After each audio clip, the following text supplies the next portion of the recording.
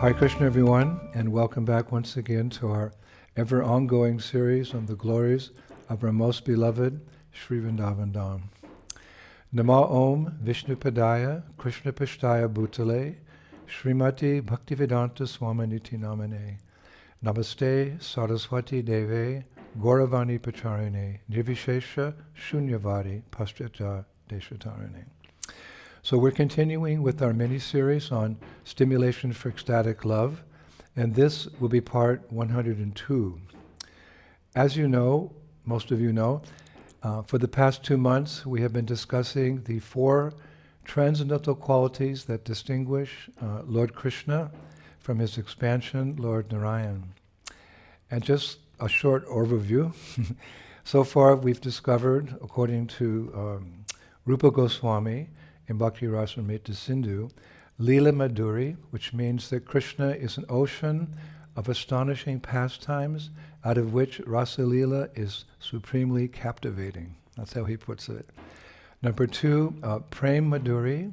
Krishna is surrounded by devotees who possess incomparable Madhurya Prem, which develops up to the stage of Mahabhava. Number 3, we discussed Venu Madhuri, the sweet and mellow sound of his flute, which attracts the minds of everyone within the 3 worlds. And you may remember that last class we also discussed how Krishna's flute playing melts the hearts of everyone in the spiritual world. So today, we'll cover the last and final quality, Rupa Madhuri. Rupa Madhuri, which Rupa Goswami translates as Krishna's extraordinary beauty, how it astonishes all moving and non-moving entities. I was thinking this morning that we're very fortunate that we have pure devotees in our disciplic succession who know Krishna and have seen Krishna and can reveal and explain in detail this extraordinary beauty that Rupa Goswami is discussing. For such beauty, the Lord can actually only be described by pure devotees. Gadadhar Bhatt Goswami, we've quoted a number of times, he was a renowned disciple of Raghunath Bhatt Goswami. He wrote, Rak Prati Gadadhar Ye Kaise, Varne Vo Amit O Ite Buddhi Tori. Translates, how can anyone explain Krishna's unlimited beauty with a limited knowledge of their minds? Quite simple, profound. And in the Srimad Bhagavatam, Canto 10, chapter 14, verse 7, Lord Brahma alludes to the same. He says, my dear Lord, the inconceivable qualities, beauties, and activities which you have revealed by your presence on this planet cannot be calculated by any material measurement. If one even tries to imagine that Krishna may be like this, that is also impossible.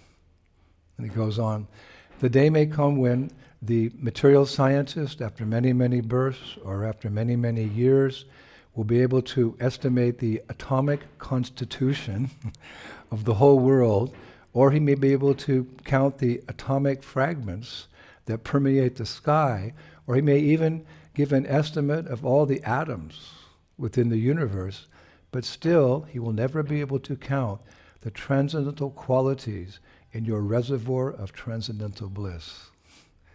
And still will not be able to count the transcendental qualities in your reservoir of transcendental bliss.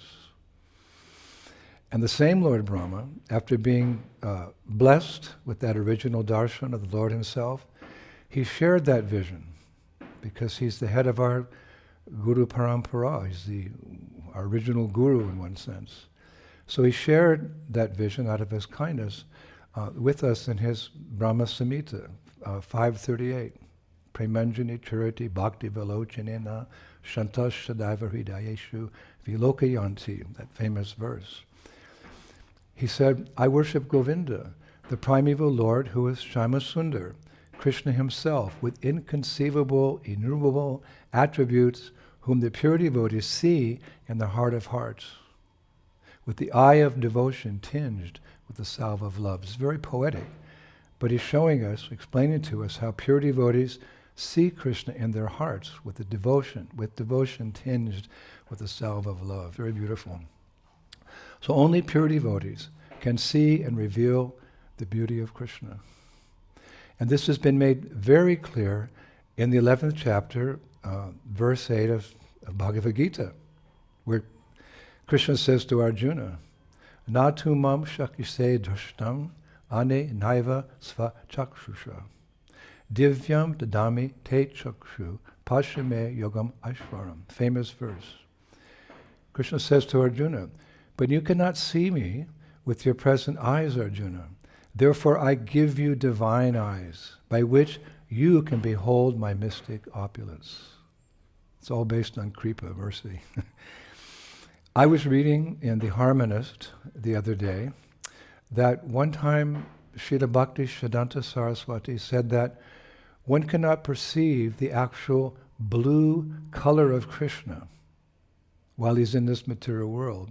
For that color of blue exists only in the spiritual world. There's an infinite amount of colors in the spiritual world. And in the spiritual world, it can be seen by the residents there, because of their pure hearts, because of their bhakti, their devotion. So again, we're grateful for pure devotees who, down through the ages, wrote and sang about Rupa Madhuri, Krishna's extraordinary beauty that can astonish all moving and non-moving entities. Now, one such devotee was Vamsidhara. Vamsidhara was a pure devotee from Orissa who wrote one time, just to give us an deeper understanding. He wrote, O maiden of Braja, look at that dark, handsome boy decorated with the dust of Braj. His beauty is matchless. His beauty is the vidyut, the current in Saraswati's Veena. His beauty is like the dancing of Nataraj, Shiva. His beauty is like the sounds of the dancing anklets of Ramba, who's from Shwarga. His beauty is like the sun and the moon meeting in one place. Vamsidhara praises Krishna's beauty, from which all other beauty has appeared. So again, to the eyes of a pure devotee, we can appreciate in detail what is Krishna's beauty. So therein, in that author, we hear him comparing Krishna's beauty to various beautiful things in this world to give us an idea. But as you know, many scholars say that although we sometimes compare Krishna's beauty to such things, nothing can actually equal the original beauty of the Lord. We're just trying to make a comparison, but nothing compares to Krishna's beauty. Another interesting point here is that what to speak of the beauty of Krishna's form, even his shadow or his reflection is all attractive. How do we know? In chapter 22 of Nectar of Devotion, Srila Prabhupada writes, in Rupa Goswami's Lalita Madhava, it is said, one day Krishna happened to see the shadow of his beautiful form reflected on the jeweled foreground. Upon seeing this bodily reflection, he expressed his feelings. How wonderful it is that I have seen such a beautiful form. Although it is my own form, still, like Radharani, I'm trying to embrace this form and enjoy celestial bliss. He sees his own form as so attractive, he wants to embrace it.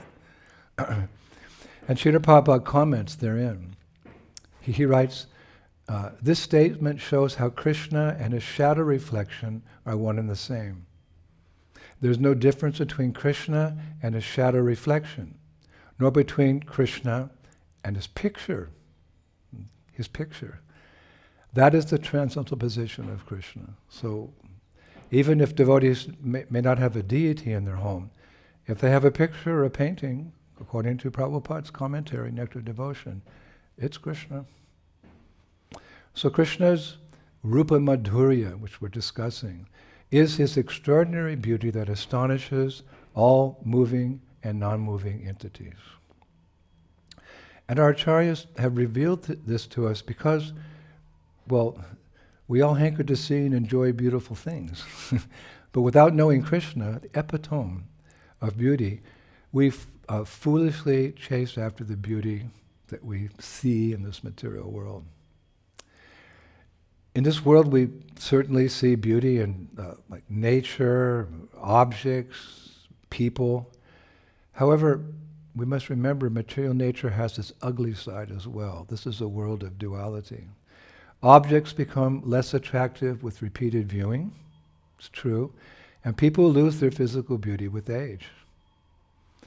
Srila Prabhupada alludes to this in his purport to Srimad Bhagavatam 1:1125. Therein he writes, "The law of satiation acts materially, but there's no scope for it in the spiritual realm."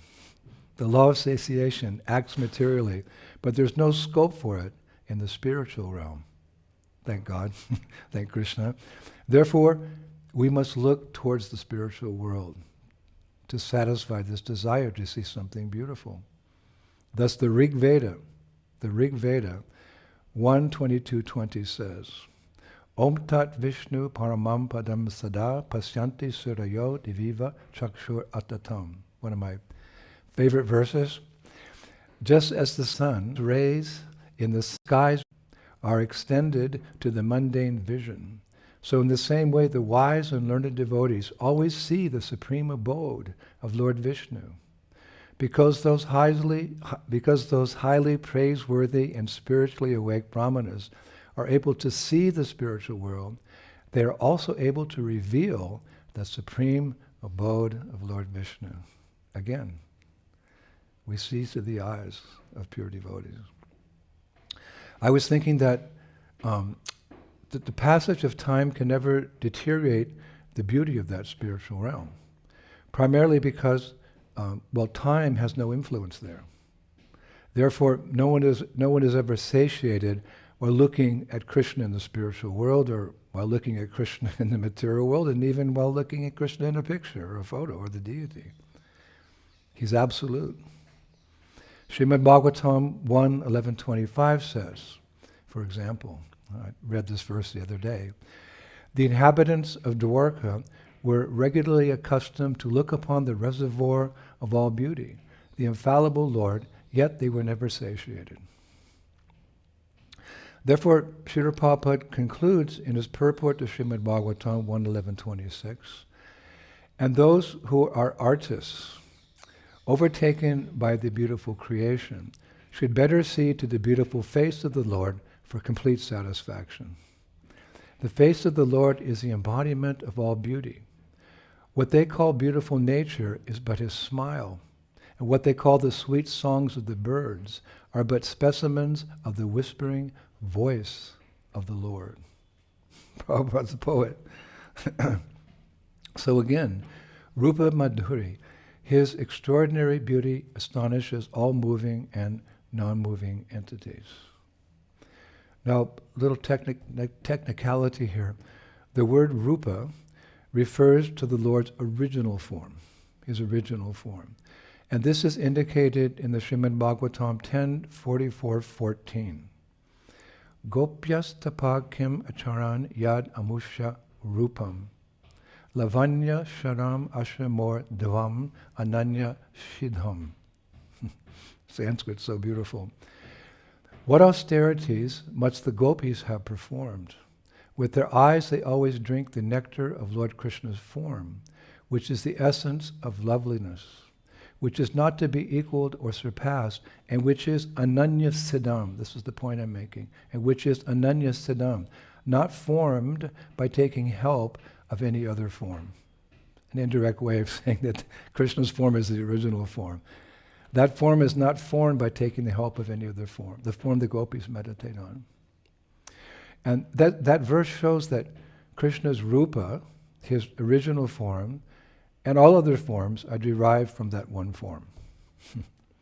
And in this regard, I was reading Padyavali, verse 82, which quotes, actually, it's also found in Chaitanya Charitamrita Madhya Lila 19:106. There it stated, Sri Raghupati Upadhyaya says, Shamam eva param rupam. The form of Shamasundar is the supreme form. So we're just making the point from different angles. The form of Shamasundar is the supreme form. And this is the form that Rupa Goswami is mentioning in Bhakti Rasamrita Sindhu and Prabhupada's Nectar of Devotion. Further on, in Srimad Bhagavatam 10:29, verse 40, it says, this original form of Krishna creates what? Waves of ecstasy in various living entities, like the gopis, who said, Trailokya Shabhagam idam cha niriksha rupam yad godvija dhurma mriga palyanti abridan. Krishna, your beauty makes all three worlds auspicious.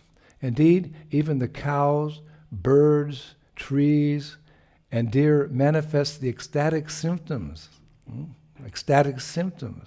of bodily hair standing on end when they see your beautiful form as Shamasundar, the original form from which all the avatars are coming. Krishna's avatari.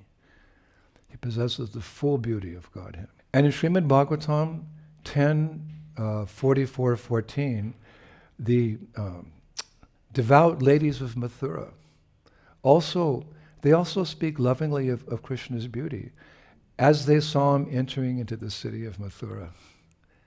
At that time, I was reading he was 10 years, 7 months old. I thought he was always older, but I read he was 10 years, 7 months entering into Mathura. But very beautiful. And they described his beauty in 6 ways. Details in the love, 6 ways. They said, they're standing on the ramparts of the buildings or looking out the windows. What austerities must the Braja Gopis have performed? With their eyes they always drink the nectar of Lord Krishna's form, which is the essence of loveliness, and is not to be equaled or surpassed. That form is the only abode of beauty, fame, and opulence. It is self-perfect, ever fresh and extremely rare. I like that term. It is self-perfect. It is self-perfect, ever fresh, and extremely rare. How fortunate we are, Prabhus. So, what exactly are the 6 ways they describe Krishna's beauty? I didn't quote the Sanskrit because it was quite long, but Lavanya Sharam, they said. It's the essence of all loveliness. Asamordhyavam, it's unequaled or unsurpassed. Ananya Siddham, again it's self-perfect. And Durigbi Piyanti Under Shvarvavanam, it's ever fresh. And Durapam, it's difficult to attain. We're hoping against hope. It's difficult to attain. And Ekanta Dhamma Yashaha Shurya Aishvaryasa, it's the only abode of beauty, fame, and opulence. Jai Shri Krishna. So, it's no wonder then that devotee poets meditate deeply and write extensively on Krishna's form in order to attain perfection of life. Again, Sri Rupa Goswami's Padyavali, verse 46, the poet Sri Sharadharaka, he gives a beautiful meditation. I really liked it. He wrote, I worship Lord Govinda, whose complexion is the color of a blooming blue lotus flower, whose face is like the moon, who is fond of wearing a peacock feather crown, who bears the mark of Srivatsa on his chest, who wears a great Kashtuba gem, who is dressed in yellow garments, whose handsome form is worshipped with offerings of the lotus flowers that are the gopis' glances, who is accompanied by a host of Sarabi cows and gopas, who is fond of sweetly playing the flute, and whose transcendental body is decorated with glittering ornaments. Not just ornaments, but glittering ornaments. I like that. Glittering. So, we can conclude very easily by the mercy of these acharyas. Again, we only see through their words, through their hearts. Krishna's form is the sweetest of all. And to fully appreciate it, to fully appreciate it, I'm stressing, to fully appreciate it, let's see it through the eyes of Krishna's greatest devotee, Vrindavaneshwari Srimati Radharani. The great poet Thakur Srila Vidyapati quotes her. This is Radha speaking. Dear Saki, do you know what I saw? It was remarkable. When you hear it, you will feel I must have seen a dream. It is so unreal. I saw a pair of lotuses wearing a garland of moons. Upon them stood a young tamal tree with golden creepers entwining it. This combination was strolling along the banks of the Kalindi River. A moon arose on top of the tree with two newly sprouting leaves that were pink like the dawn. A couple of bimba fruits had manifested on that moon, and a parrot was perching motionless on them. It was topped with a pair of restless kanjan birds covered with a cluster of serpentises, which means, serpentis means like female snakes, and crowned with a peacock. Jai Sri Radhe. That's how she sees Krishna at one time. We can appreciate the beauty through her eyes. Now, there's a wonderful pastime to illustrate just how Krishna's beauty is supreme. One time, Cupid, we say in French, Cupidon. One time, Cupid, how can I describe him? The celestial deity of love, who's also known as Kamadev, was roaming around the creation, doing what he does. We all know, shooting arrows of lust into the hearts of all living beings. He has that, you could say, thankless task. And his arrows bound everyone. No one escapes.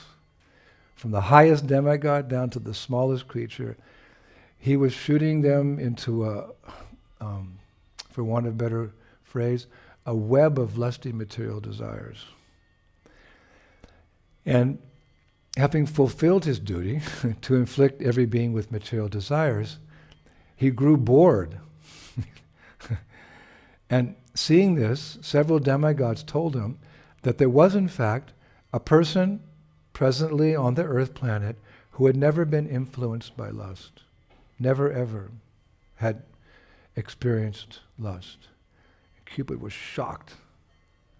And when he asked the Devas who this person was, they replied that his name was Krishna. Krishna. And at that moment, Krishna was enjoying a dance with young girls in a place called Vrindavan. So at first Cupid, he couldn't believe the demigods. He thought, how is it possible that someone in the prime of youth can dance with beautiful young girls and still be untouched by lust? We can understand. So determined to prove that Krishna was susceptible to his powers, Cupid, who's very powerful, he influences everyone, armed with his bow and arrows, and it's also described very nicely, accompanied by spring, a soft breeze, his cuckoo bird, and humming bees, he quickly made his way to Vrindavan, the playground of God. And he entered specifically the forest of Nikunjavan, where he saw Krishna dancing with the milkmaids of Braj, as he does. Now, I was reading that at this time it was summer. It was summertime. And those of you who have been to Vrindavan, you know what summer means. It's blazing hot. But because Cupid had brought spring with him, Radha and Krishna immediately felt refreshed in his presence. And invigorated, it's described by opulences of the Prince of Seasons. Opulence of the Prince of Seasons. Spring is called the Prince of Seasons. And responding to the spring atmosphere, the divine couple sang a song in Vashanta Raga. As it's really nice. As Cupid's pet cuckoo sweetly sang the fifth note. The cuckoo, he accompanied the kirtan. He was there, so he sang the fifth note. And then Cupid sent his special bees, which hummed around Radha and Krishna in another attempt to excite their passions. But, how's it described? In tribute to the bees, the divine couple took turns looking into each other's eyes, and in this way tasted the honey of each other's sweet love. Nothing material, just the honey of each other's sweet love. They are transcendental. And even though Krishna held Radha's hand in his, Cupid could see very clearly that their bodies radiated a pure and sublime goodness that was devoid of even the slightest trace of lust, passion, or ignorance. But Cupid's a powerful guy. He's determined, still intent on proving this one person, Krishna, was wrong.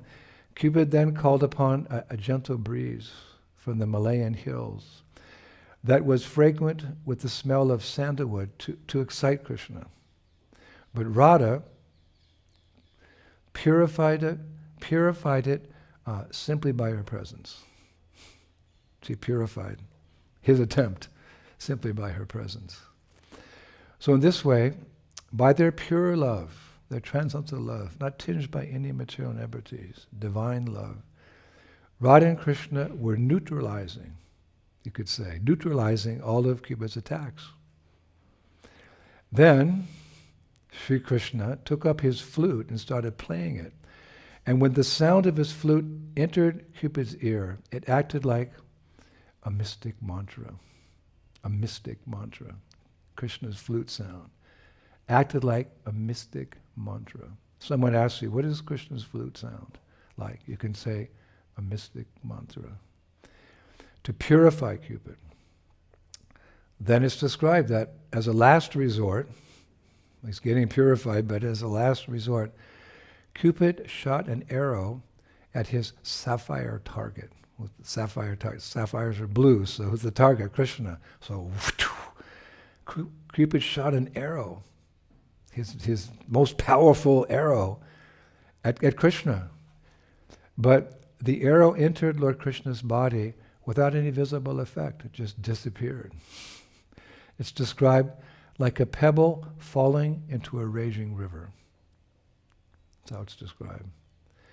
So Cupid then released one arrow after another, after another, after another.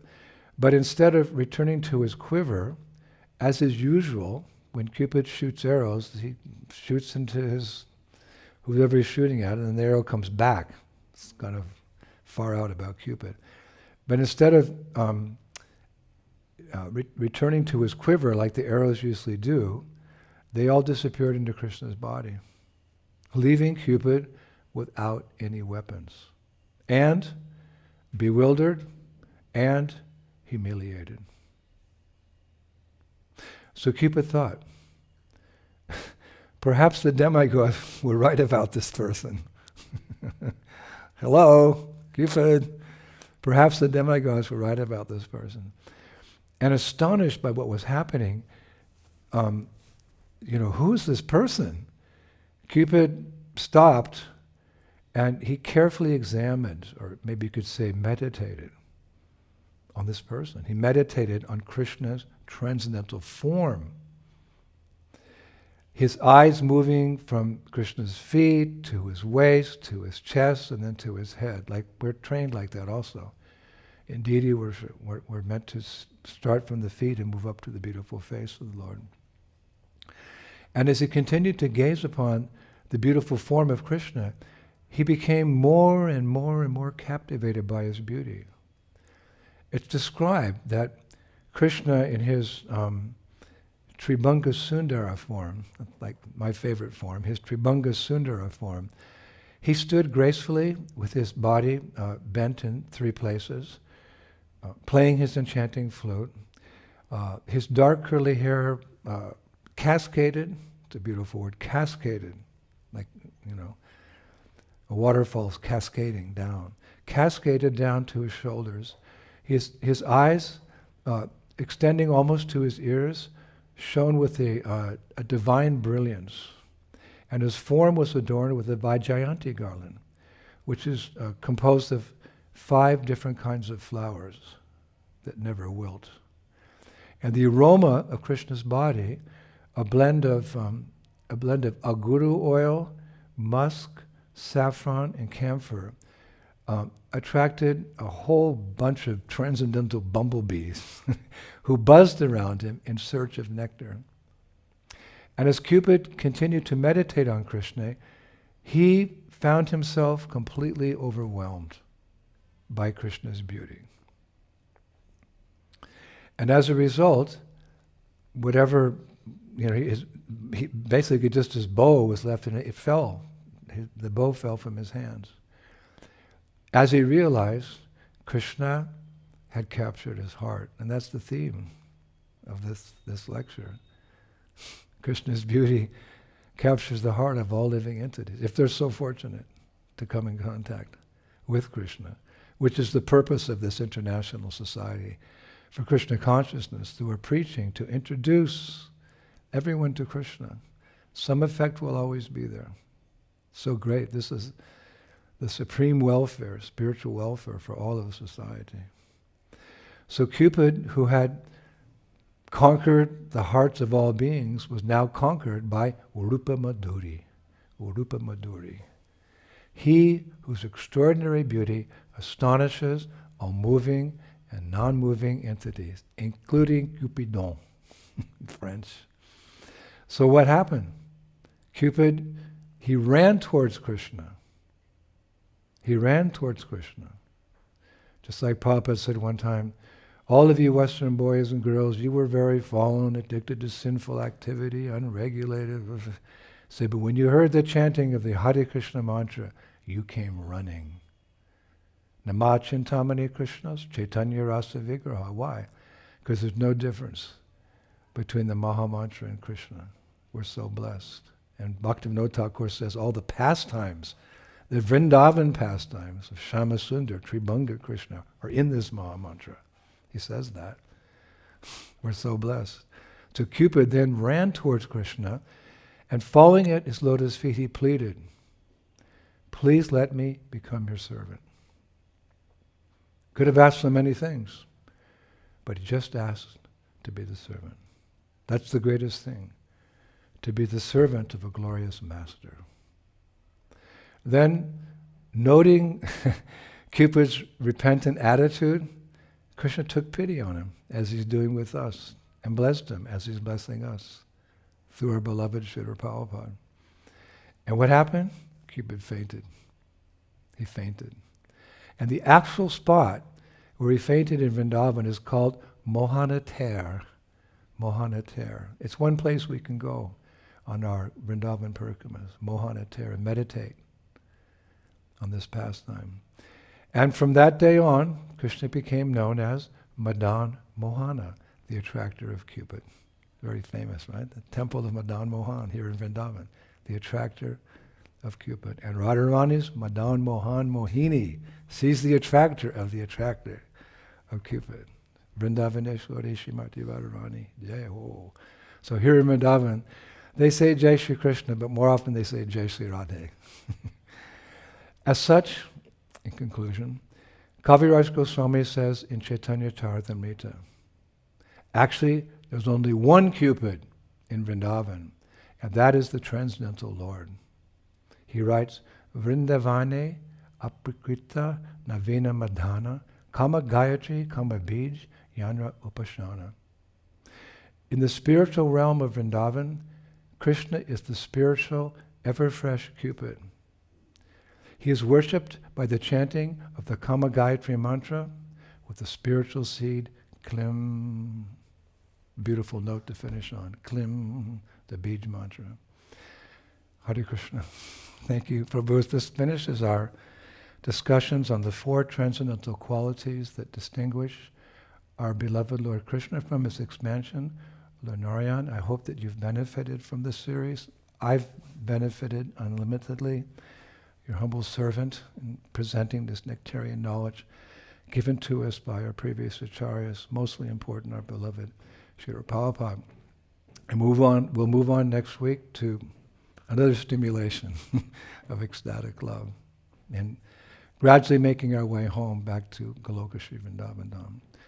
Thank you so much. All glories to Srila Prabhupada, the revealer of the Dham.